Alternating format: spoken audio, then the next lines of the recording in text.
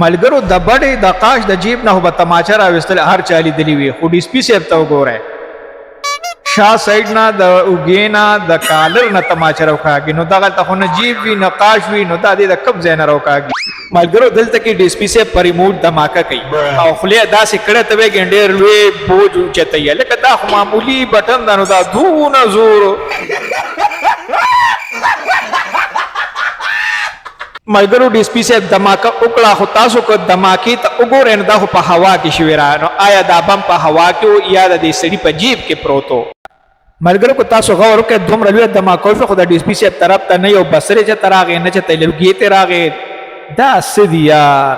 دې ته وایي اګتې بګتې، او د خلکو دماغ پې خرابولی، قوته قوته قوته قوته قوته. دماکې نه پس وګورئ دا تشپاڼې بیخي په وینو سور دی، خو برېتو ته وګورئ نو برېتې مکمل بچتي. لکه د خدای مسلمانانو د هسې وله لږ تور رنګ ورکوي چې کم از کم دومره خو پته لګي چې او یاره په دې سړي دماکه شوې ده، نو ټول هم په لړلې په رنګ باندې او برېت هم وله صحي سلامت پرېښي دي. دې سین کې وګورئ چې دا کچه بدماش په ډسپلو د هغه په لور ډزې کوي، خو آرام شک یو ډز یا غوی لګي او یا شاته ورته موټر ولاړ دی یا هغه لګي او نور څه محسوسېږي چې په دوی باندې ډزې کېږي.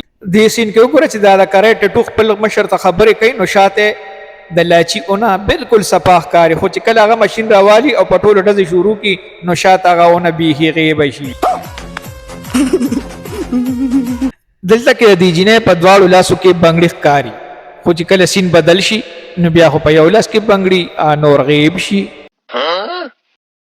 دومره خو څوک په یو هفته کې کپړې هم نه بدلوي، څومره چې شاهد خان مور په دې فلم کې خپل کورونه بدل کړي دي. اول یې دا وي بیا دا شي او آخره کې دې ځای ته راورسي پوره غوجل د پته نه چې کور دی او کسې. ये सब क्या देखना पड़ रहा है, अच्छा है मैं अंधा.